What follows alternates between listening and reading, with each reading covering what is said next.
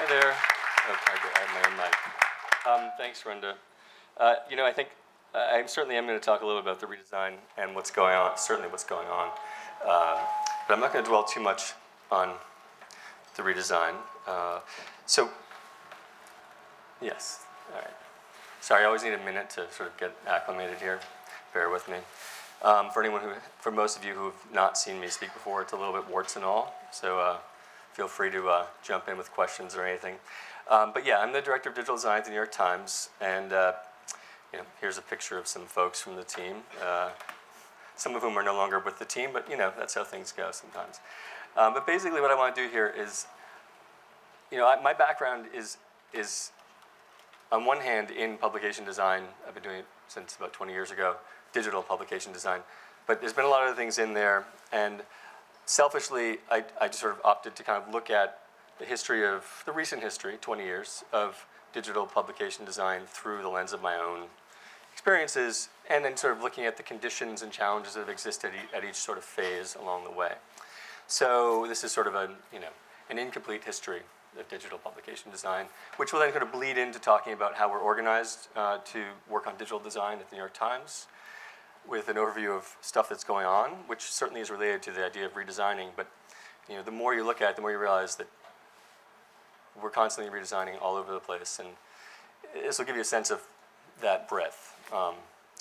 And then sort of culminate with those same sort of needs and opportunities that I want to look at over time. I want to look at again now and talk about what the real opportunities are for news design here. And then assuming that I've cut enough out of this talk, we're going to have time for a little Q&A, and there's some folks from the team, hey Tom, who will come up and join me to answer any questions you may have. But first, just regarding the word design, I'm going to use that term to refer to every possible aspect of the design practice: user interface design, user experience design, visual design, graphic design, editorial design.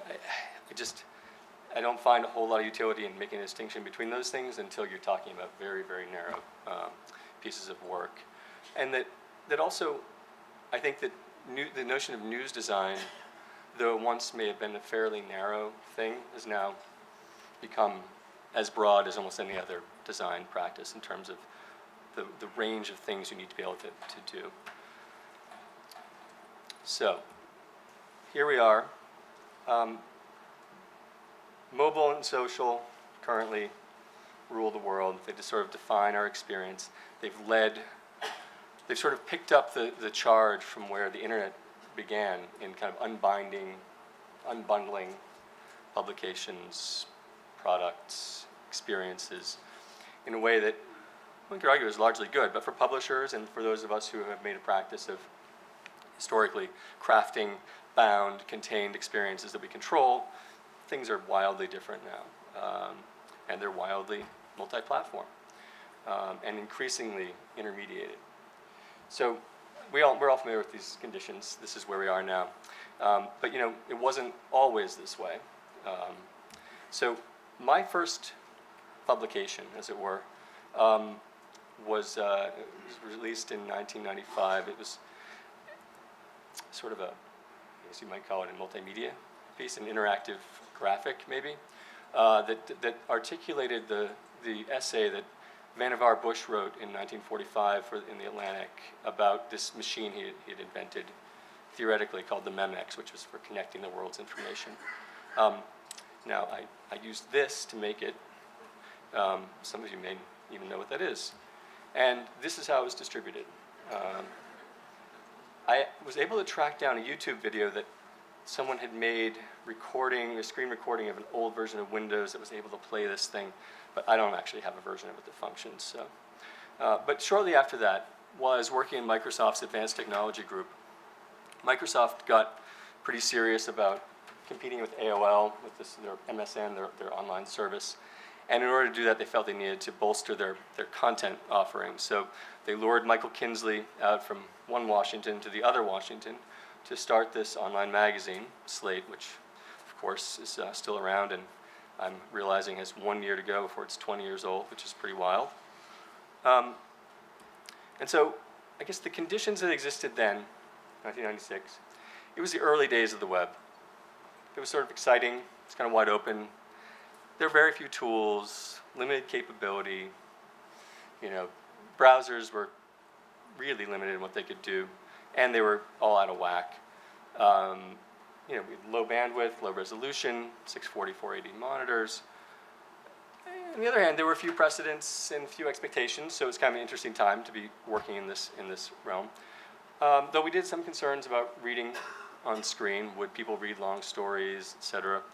And then we had this kind of fundamental problem, which is that a lot of people still didn't know what the web was. A lot of people didn't know the difference between AOL and a web browser. I mean, that persisted for quite a long time. It sounds totally quaint now, but it was a real challenge. I just decided to throw this in there because I came across this while I was digging through my hard drive.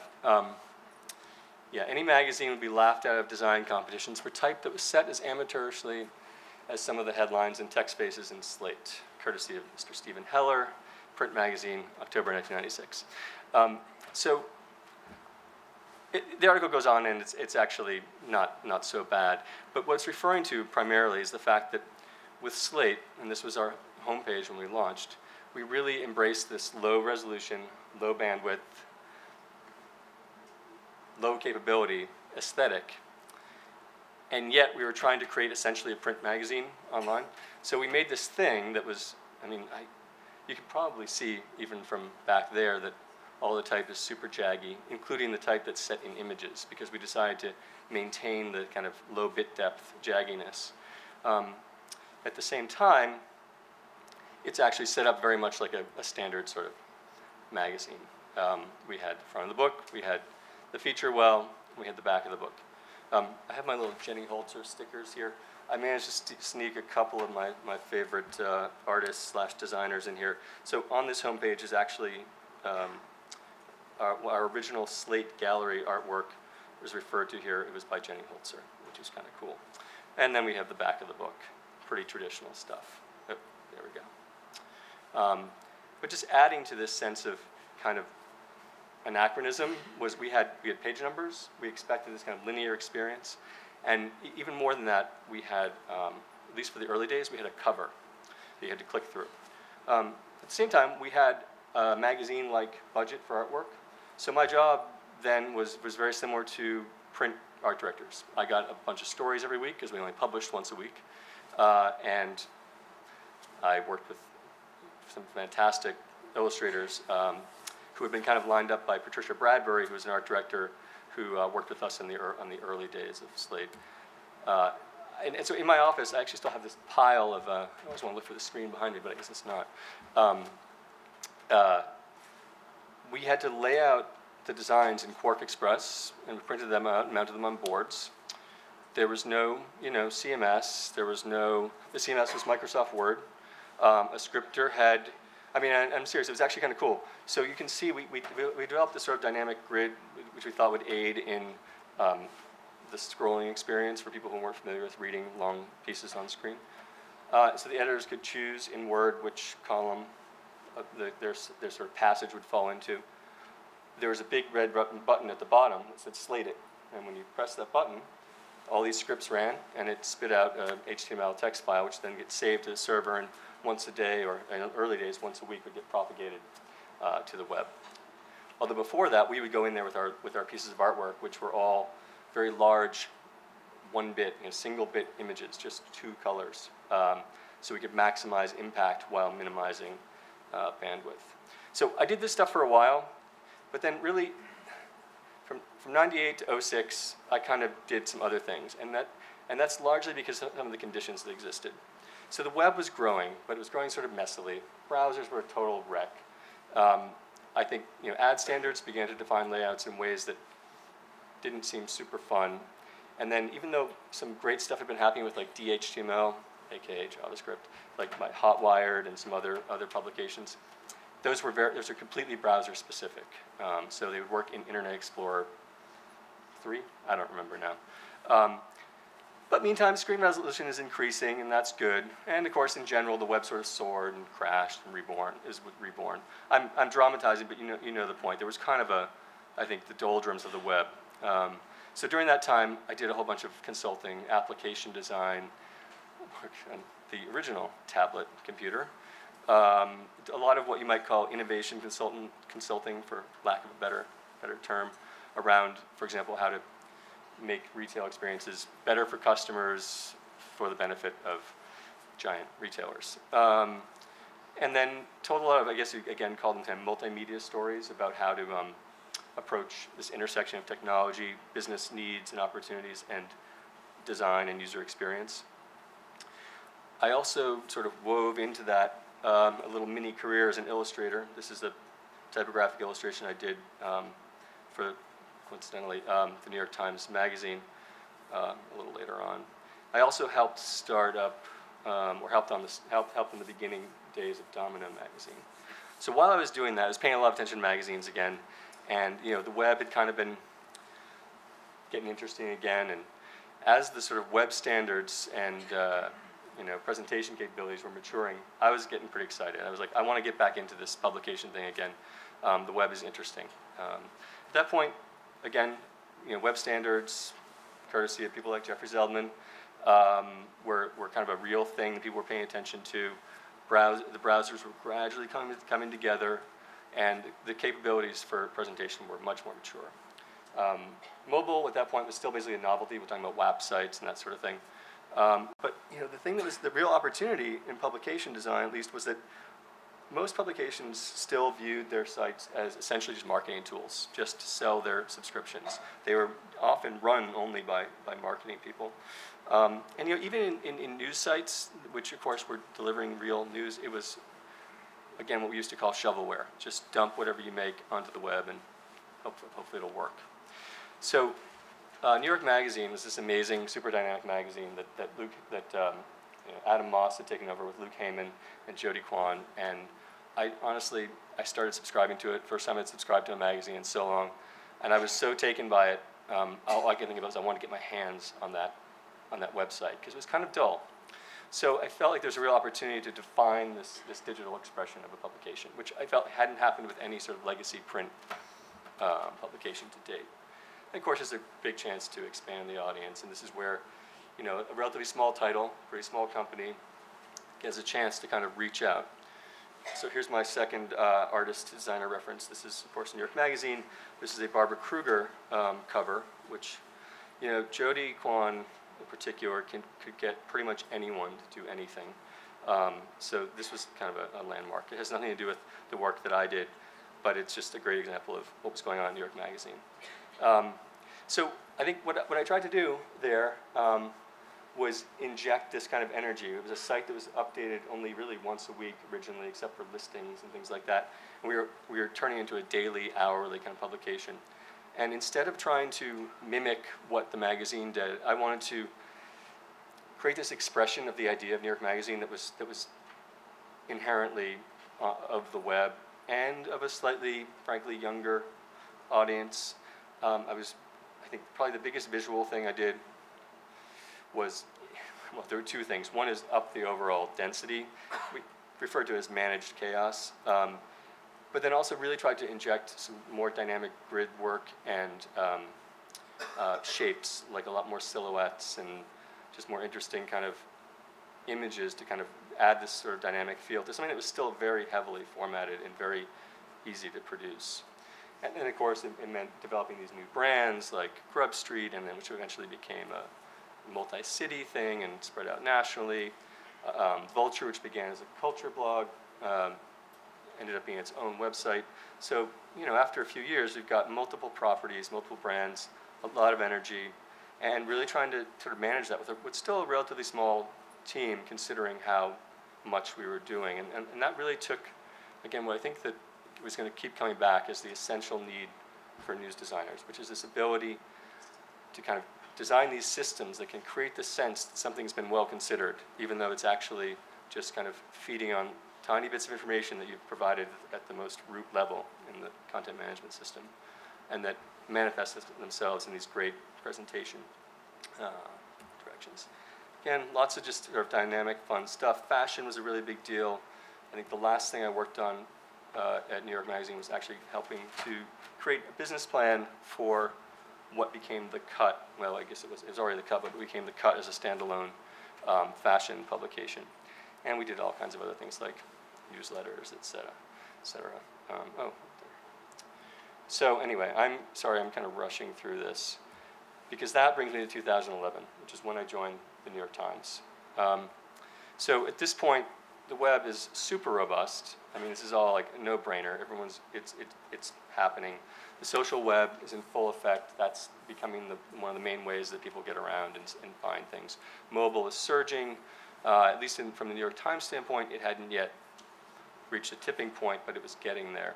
And the website of the New York Times is amazing. I mean, I had been a user for a long time, and but it was aging, and there were a lot of things about the operation that were still very, very print-centric. Many would argue that's still true today, 4 years later, but it has gotten a lot better. And ad-driven layouts still are kind of persisting, and multi-platform development is essential. So these are the conditions that seem to kind of exist in 2011. Some of these still exist, of course. I'm just trying to capture these moments.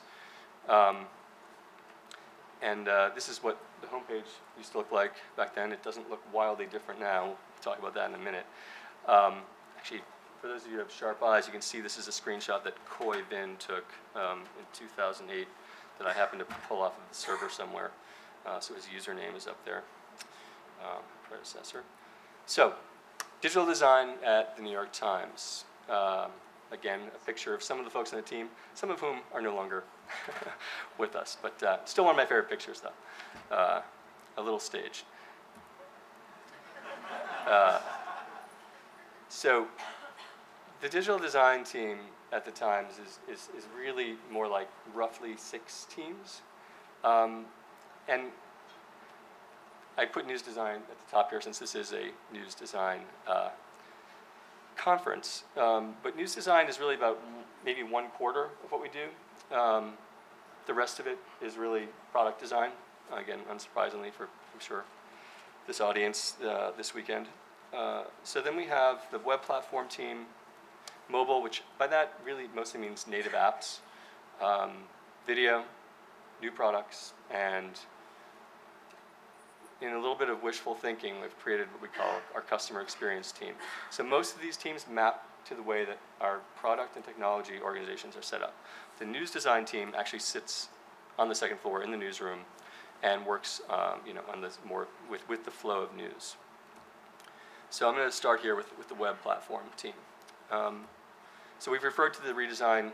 I showed you what the homepage looked like not so very long ago. It doesn't look wildly different from this. This is how it looked last week or a week and a half, 2 weeks ago. It's really about this ongoing evolution of the site. And the homepage, I think we'll talk about at the end in the Q&A session. But when we talk about the web platform, we're talking about the website as you experience it through the desktop, but we're also talking about the mobile web. Again, we're living in this world where those are actually 2 different platforms, but we would like to think of them as being one thing. And I'm starting with talking about the web platform because even though mobile is the main thing, right? And when we talk about web platform, we are talking a lot about the desktop web because it also includes mobile web. Once you look at that portion of the traffic and the opportunity, websites are still pretty important.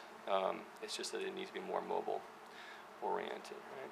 So that redesign that we referred to, some of you may have encountered this.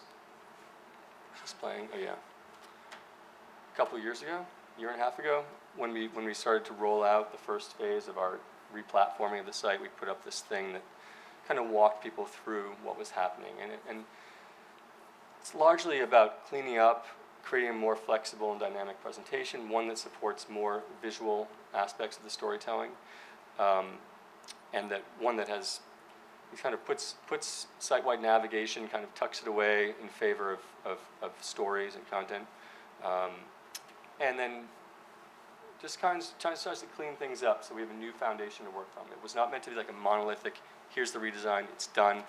It was the beginning of something. So when I show you the homepage and it still looks kind of like the old one, that's because we haven't quite gotten there yet. So this web platform team is working on that kind of thing. And then all the ongoing work, and this is again tied into this ongoing replatforming and redesigning. We relaunched the magazine, Sunday Magazine this year, and along with that came some nice new treatments for stories. Again, some more visual elements, some more variety of typography. You know, it's basically just trying to find ways of creating a little more visual impact here and there and a little more typographic variety, subtle moments of expression. This right here is not very exciting to look at, but I personally am very excited about it. This is another thing that the web platform team is working on, and it's really, this is the thing that's going to replace all our section fronts, all our blog fronts, all our tag pages, everything. We're finally kind of pulling together the way we collect, gather, and distribute our stories. So you got stories, and then basically you have ways of browsing them, or ways of leading people through them.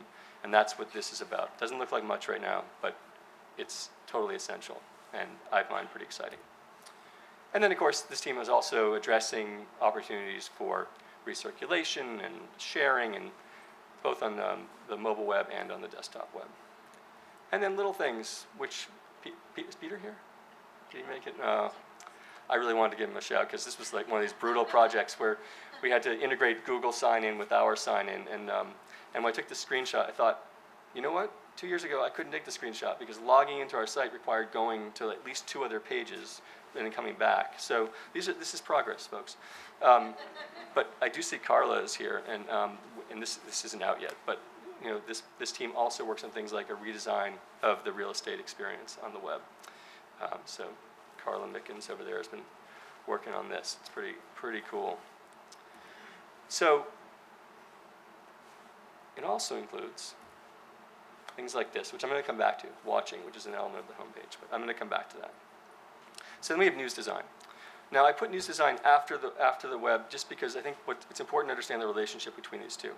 It's easy to understand the fact that the news design team would sit in the newsroom, work on stories, collaborate with graphics, video, photo, etc., to make these stories that really kind of go above and beyond in their integration of media into the storytelling experience. But there's a really important relationship between that platform we just relaunched not so long ago and our ability to do this in a way that's not so hacky and it works better across platforms. And this is an example of this kind of audio story with these video visualizations talking about passwords. It's from the magazine. And then some things are a little bit more straightforward, like a really nice story about Nathan Myhrvold's crazy cooking.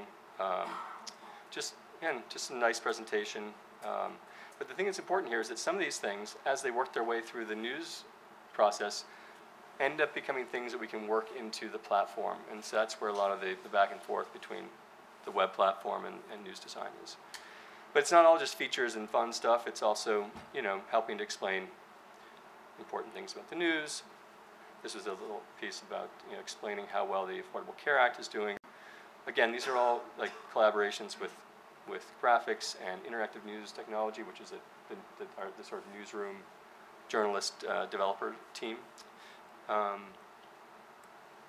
And then there's stuff that falls more into what we used to refer to as multimedia, which is really just, these stories are really about pushing you through different modes of media over the course of the story.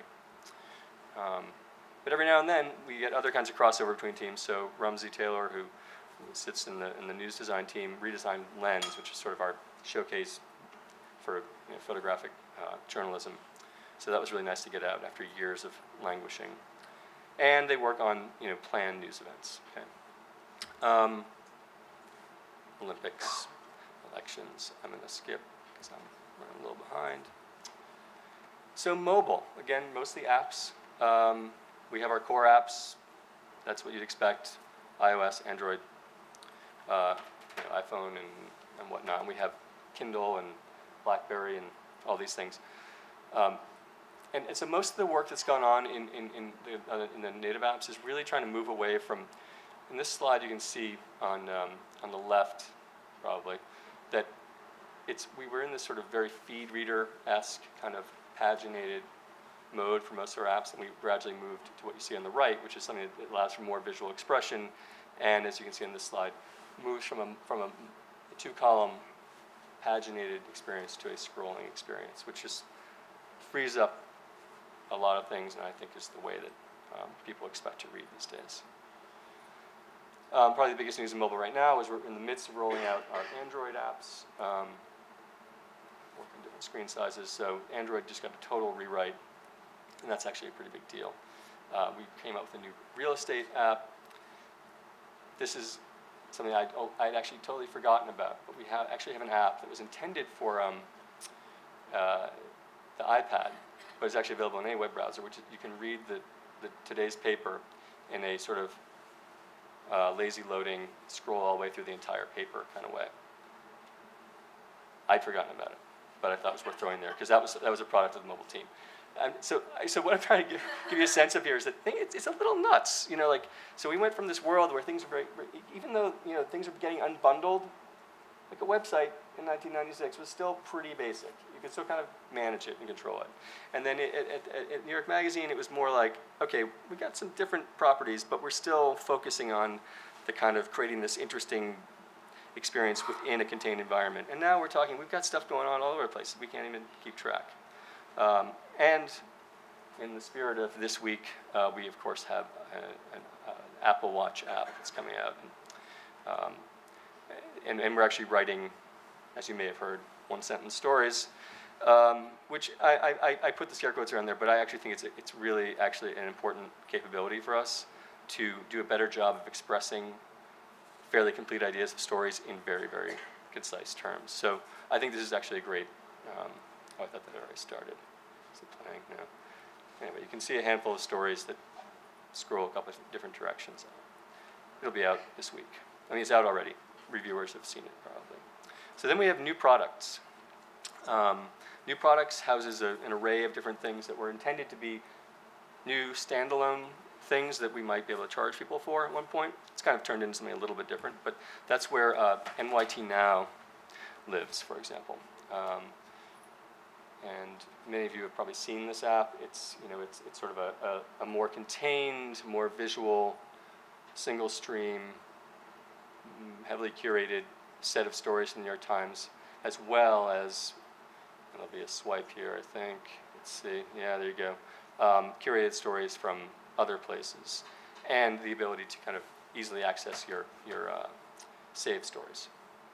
So this is NYT Now 2.0. That's about all I can show you, unfortunately.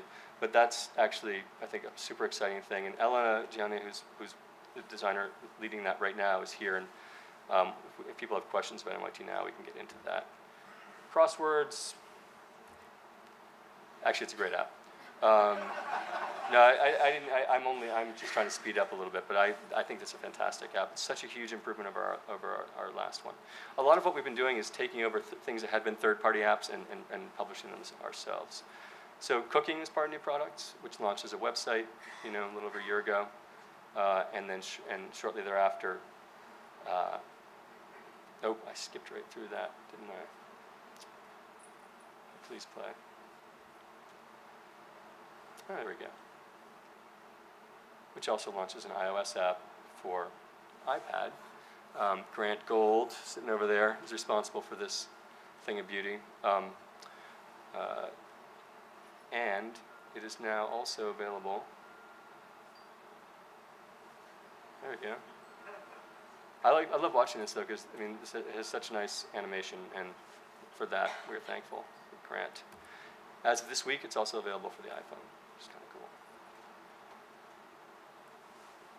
We also have this whole international initiative, which right now is available as a Facebook page, a Twitter account, and I showed you this thing earlier, what we refer to as a collections page, which is already being put to use to start experimenting with groupings of translated stories that we want to sort of push at a specific audience, and we're doing that primarily through Facebook and Twitter, but there is a home for it on the website as well.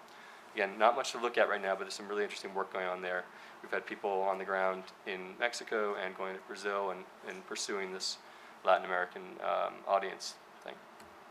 So customer experience, I'm actually going to skip over this because most of this, I mentioned this as being sort of aspirational.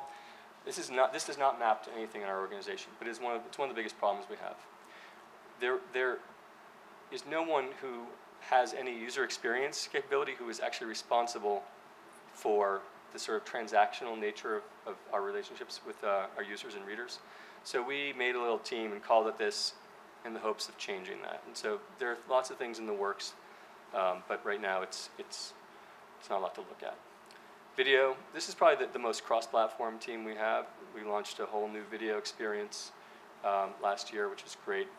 But even more importantly than having a nice place where you can go and watch video, which most people don't do, is the ability to have your video work anywhere and work well. And so Robert, who's sitting right here in front, and Lewin has been, this is your prototype, right? Spent a big chunk of time in building our own, we were getting off of a third-party service and building our own cross-platform, fully responsive, super dynamic video player. Endless hours of prototyping and fine-tuning all the different attributes. So that it will work wherever it needs to appear. That was in the story. We got it in cooking, on the home page, integrated into stories like that password story we saw earlier, and of course in the mobile web. Now we get pulled into all kinds of other things these days. Consulting on the design of Times Journeys, we didn't do this in-house. Designing our corporate website, which had never happened in the past. Carla also gets props for working on the store, which is a thankless project, but we relaunched last year.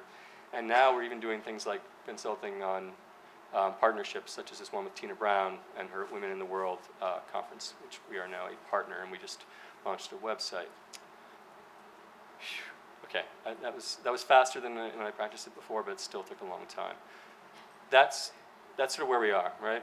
So those are all the kinds of things we've been working on the last year and a half. And so the question is, we talked about some of those conditions that existed in past starting points for me. Sorry, selfishly, this is the world I know best.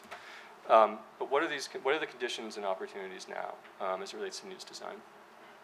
Going back, we talked about these earlier.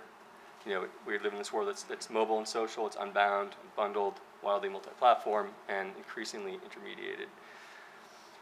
So for those of us who, again, practice something that we often think about as being about kind of managing an understood experience, what does that mean for us? Well, as you can imagine, given the chaos I just showed you, which is like the pure range, and I mean, I had a hard time trying to make sense of it all. It all kind of is interwoven. There are lots of opportunities for designers, right? And again, I'm going to go back to my basic definition of design, which actually I failed to mention earlier, which is that when I think about design, I think about it in terms of simply a sequence of decisions that lead to the shape of an experience or an object or thing.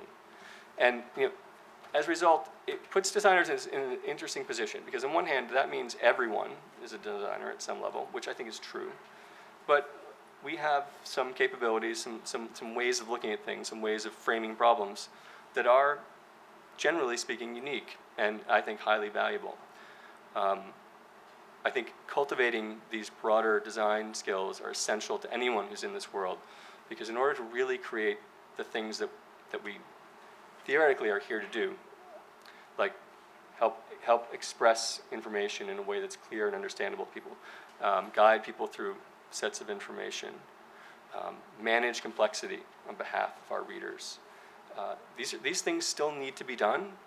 It's true that they're being done in a lot of other places than our homes, our little platforms, but it doesn't mean that it's no longer essential and there aren't big opportunities there. It's just some of those opportunities get a little wider now. I think mainly, obviously, user-centric opportunities, and I'm going to talk about one of these things specifically in a moment that we've done, that some folks here have done at the Times. But really, you can look at many projects we've done recently, and you can see how really taking the position of the reader, the user, the audience, and thinking about how their behaviors are changing is essential to making smart moves and developing news experiences and products. Along with that comes managing experience debt. This doesn't sound very exciting, but for those of you who are in nice startups, you got a little bit of time to worry about this. But for those of us who are working on systems that have been around for websites that have been around for 20 years, we talk a lot about technical debt, the things that you accrue from building things which then go out of date and you build around them and eventually. But the same thing happens with user experience. Products and experiences gain features but they do not gain usability. And that's something that's really important to communicate within an organization. That because technical debt is pretty easy for people to understand, but we have a responsibility to explain experience debt. So customer experience, again, I'll talk about in a little more detail with a specific project in a second. But again, it's really remembering that for many of us, not everyone, we have a sort of paying relationship with some of these people. And that's quite a different relationship. And it's one that requires a sense of how people feel about things and how they behave that is not always top of mind for people who have traditionally been in the business of selling subscriptions and that sort of thing. And organizational design. I mean, this is the thing that I think we are facing right now at the Times. I tried to make sense of the way we're organized, but as you can see from the actual work, it's pretty chaotic. There's a lot of different streams. And that's because if you sort of stand back and look at an organization, we're built around platforms. But platforms are neutral. They don't mean anything. They don't provide any value. I think there's a move afoot, and I'm certainly a fan of it, to get more organized around like essential aspects of our experiences, like the story, like finding or browsing or guiding through stories, like home views, like pushing, like managing relationships. I would just love it, and this is why I think it's such a design thing. If I could look at the New York Times and I could see, instead of seeing platforms, I could see the things that make us essentially us, the things that our core product attributes, because that's a really important first layer of prioritization. The thing that I was most struck by trying to organize all those projects into these groups is how much crisscrossing of concepts and how much rebuilding of wheels we do. So this is a really important thing. Of course, experience and presentation systems, getting more involved in the logic behind how things get built and helping to design CMS. You've probably even heard about this a lot this weekend already. And designing for individuals, or more specifically, designing for multiple audiences. We talk a lot about personalization, but personalization is a lot of different things. It's not just, I like this, so I might like that. It's, what did I just do? What did I do yesterday? What can we get at? Are there attributes of our stories that we're not capturing that would help understand why people are engaging with them, so that instead of giving them stuff that's exactly the same from a subject matter standpoint, we're giving them things that sort of touch them the same way. And then connecting business needs with mission. These things are connected. We all know when we work in the web, especially, that basically all that matters at some level to the business is that you get someone to click on something else. And that's kind of a bummer. It's a bummer because I think in a way, it can often be at odds with the mission of a news organization. But I think there are ways of connecting those things and saying, one of the amazing things about a newspaper, thing we always hear about, is the serendipity, right? The sort of, I was reading this and I saw this, I wouldn't have known about it. And it's actually not so much about recommending similar subjects, it's actually about encountering different subjects. So if there's a way that we can, for example, meet these next click sort of needs while also meeting this sort of mission-driven need and opportunity with our readers, that would be amazing. So as far as user-centric opportunities go, again, I'm going to come back to NYT Now. NYT Now was created, the kernel of it was the result of two designers who just felt like we were in dire need of something that met a need they saw, which was for a more visual, more lively, younger, frankly, presentation of our core report. And many other people got involved, but if you look at the final product and look at their prototype before the project was initiated, it's kind of the same thing. Similarly, coming back to this watching thing, so Brenda and Libby, who are going to join me up on stage in a moment as well, were champions of this watching component. So the challenge with our homepage is it has lots of moving parts, lots of constituencies, lots of needs. We're trying to move towards something that's fully responsive, et cetera. But in the meantime, what could we do to meet these increasing needs of our audience to kind of have a sense of what was going on beyond the things that were ranked at the top of the homepage? And so watching is that thing for now. It's not the be-all, end-all, but it's this device that helps kind of say, I think one of the great examples was Snowden, when he was spotted in the, he was leaving the airport, stuck in the airport. This stuff was out on Twitter, we didn't have anything on it except our own people were tweeting about it. And yet, if you came to the homepage of the New York Times, which, as much as there is a decline in use of the homepage, when there are significant news events, people kind of flock to the homepage. And there are oftentimes we don't have these little things. So this is about changing the tempo of the homepage to meet these user needs, these reader needs. And it was driven by user experience. So that was pretty exciting. Similarly, with customer experience, the one thing that team has gotten involved with is Times Premier, which was a paid product, that sort of like a super special subscription. And that was assembled largely by fairly standard marketing practices where you stack up a whole bunch of features until people say that they'll pay for it.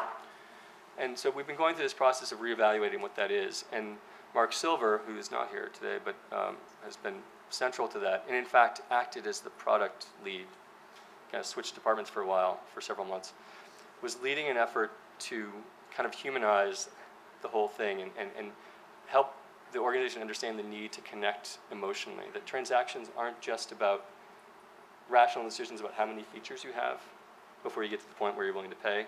It's like, can you tell a story that people connect with? So these are just drawings he did for user research to get their kind of provocations. But they have a real touch to them, and it sort of, both in the way that the project has been approached and in the way it was expressed, are far more sort of personal than we normally see at times. And so that was a pretty fantastic thing. So that's all that I had in my slides, and I was hoping that in the last 10 minutes, 5 minutes, I guess now, I don't know how much time I have left, that we could have Libby, Gary, and Renda Morton, and Elena Gianni, and Megan Ludet up here to answer any questions. Now, so I assumed that there'd be questions just because I felt like it was such a skimming a whole bunch of things, but I may also have kind of squeezed all the air out of the room. So does anyone have any questions about New York Times, about, I don't know, any of these things? If you don't, I have some prepared. Yeah.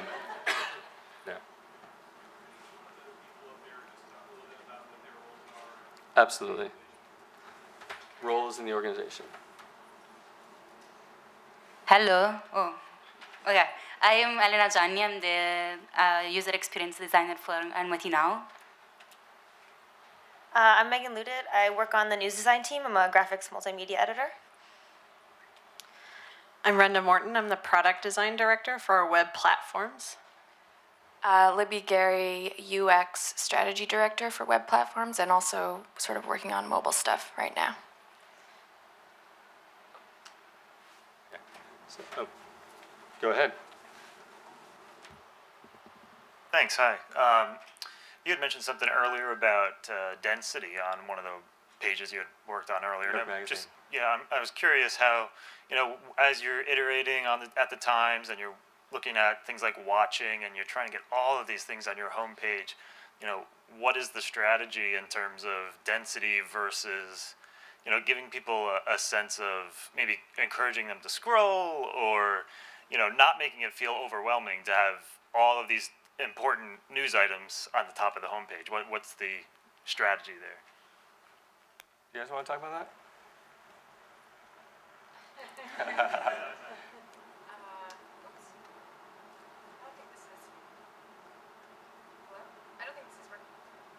Wasn't working a moment ago. Oh, Tyson. This is, okay, what is the strategy for the homepage?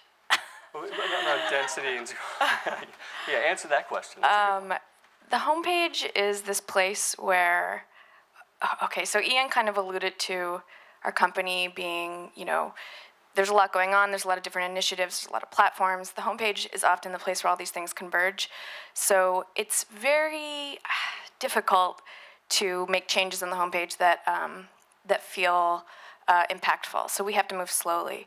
So we are definitely trying to get to a place where the top of the page is expressing the most important stories of the moment, where it's personalized, where we can help you discover, we publish so much every day. How do we get the stories to you that, that are going to be most valuable to you? So all these things we're trying to do, and we're just starting out. That's not really an answer. Do you have anything? Yeah, I think if you saw Alex's talk this morning, our homepage has a similar situation where not a lot of people go to it, but the people that go to it are our most loyal people and our subscribers, and so we're really trying to. They're very used to things the way that they are, so we're trying to retain them, but also attract new people. And some people just never go to our homepage unless they hear about something happening, like there's a fire in the East Village, there's a bomb at the Boston Marathon. So we're really working on making that experience for those people, that breaking news experience better, because that's when people, our newer readers, will come to the homepage. Our subscribers will probably just keep coming unless we make it completely awful for them. And I mean, the question was largely about density, and our homepage does have similar. I mean, different. It's less energetic than perhaps the New York Magazine example, but it does have that density, that multi-column, multi kind of phase thing, and that is something that will almost certainly go away. I mean, we know people scroll. I think that for me, what feels like the biggest challenge is maintaining identity in a world where you become have like a less dense presentation. When everything's a feed, when we live in a feed world, right? And so people scroll through their feeds. But as Renda noted, you know, the people who use our homepage the most frequently are the ones who are our most loyal readers and actually kind of come to us for that judgment. And you know, we need to be careful that that doesn't artificially influence other work that we do. And I think the thing that I absolutely skimmed over here today is how essential, underneath all the stuff that we're doing, it's really about how do we get this stuff to be more cross-platform. In other words, the thing about collections, which was just a list of stories, was about let's develop a way of gathering and disseminating our stories in a way that can work everywhere instead of having all these different approaches. And so that will certainly relate to how we approach the homepage, and that will certainly have list components to it. But I would be disappointed if you came to the New York Times homepage and it didn't look wildly different from every other homepage. That might be a little old-fashioned, but I do think that there are opportunities to create elements of identity within that less dense, more scrolling experience. But it's a challenge. All the way over? In managing that diversity, how do you curate a loyal or an unloyal, or that diversity of reader types coming at you?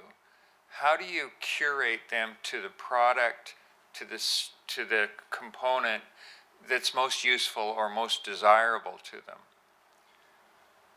So I think that the thing I was just talking about designing for individuals or for multiple audiences is where, again, interesting challenges lie. But I think we can know so much about someone these days, I mean, anonymously, but still in a targeted way, that, I mean, everywhere on the web, you already see things that are reacting to what the web understands about you.